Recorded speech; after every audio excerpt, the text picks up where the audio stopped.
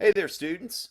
It's exam week. It's pretty busy, but I'm going to take a second to film one last content video on the revolutions of 1848. It's been a topic that I've gotten a lot of requests for, and I think a topic that a lot of us don't really understand. You know, we all know that there were some revolutions in 1848, and then when somebody asks, oh, what were those revolutions about? It's like,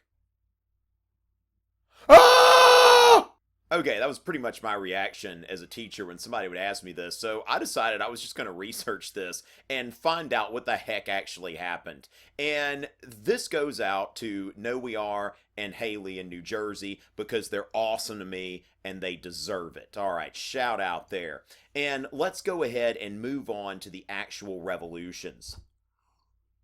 First of all, let's take a quick look at our obligatory map of Europe in 1848. And you can see that there's a lot going on. All right, we all know that. So I'm going to move on to some things. Now, first of all, we need to know what is it about the revolutions of 1848? If there are some generalizations that we can make, what are they? So right now I'm going to go ahead and give you the brass tacks of the revolutions of 1848 and figuring that out. First of all, several European nations were swept by a series of simultaneous revolutions. How about that alliteration? I did that. Yeah. All right, I like alliteration.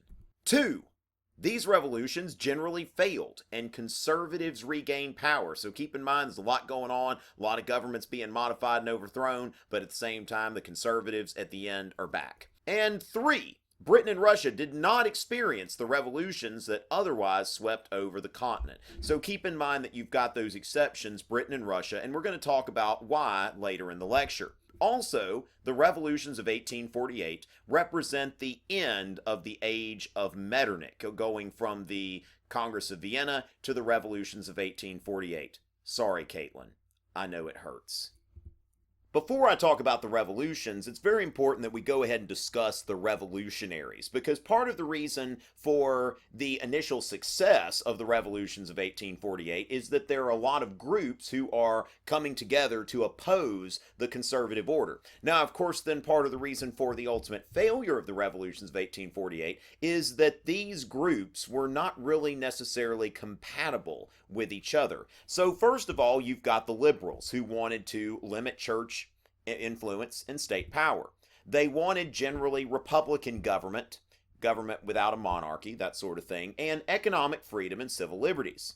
Then enter the nationalists. The nationalists want national unity based on common language, culture, religion, and shared history. Liberalism and nationalism can sometimes kind of work together. There is such thing as liberal nationalism. Now we get to the radicals, though, and we see where the pot starts getting stirred. Because the radicals, we could divide these into Democrats and socialists. First of all, the Democrats, who want universal male suffrage. Now, keep in mind that this is something that is not very popular with the liberals. The liberals tend to want to expand the franchise, but as far as allowing universal male suffrage, what are these people going to vote for? Are the members of the working class going to vote for the same values that liberals want to uphold? And if you ask a working class person what do they want the government to do, it is typically not, first of all, hey, limit church influence, state power, economic freedom, okay? We want factory owners to be able to pay people what they want and have freedom to do their factory and all that. That's not at the top of their list.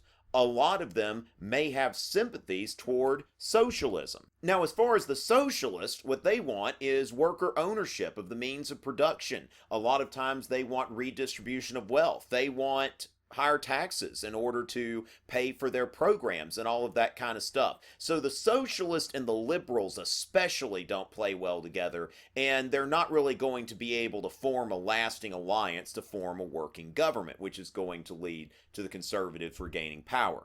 So keep in mind that we've got conflicting philosophies, and this is one of the biggest reasons for the failure of the revolutions of 1848. And let's just go ahead and just kind of simplify this a little bit and think about this in terms of American politics. Same thing. That in any society, you have conservatives, moderates, and radicals.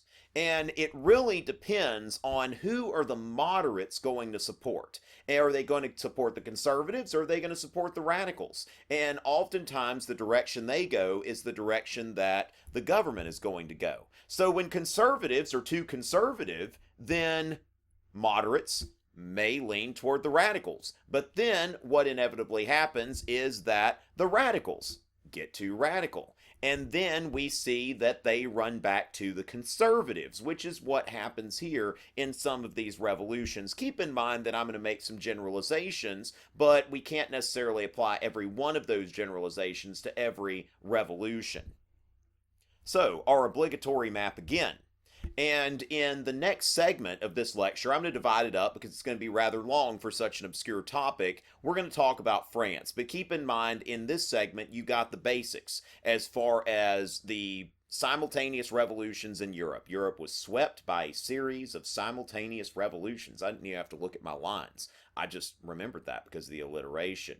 2, the revolutions were short-lived and they were ultimately not successful. And 3, we have the situation where Britain and Russia did not experience these revolutions. So in the next few segments, I'm going to go in each of these revolutions in detail, but if you've already got what you wanted, then great, move on to the next topic or something like that. I'll see you sometime soon. But hopefully you'll go on with me to the next segment and just click through and we'll go on to the French Revolution of 1848.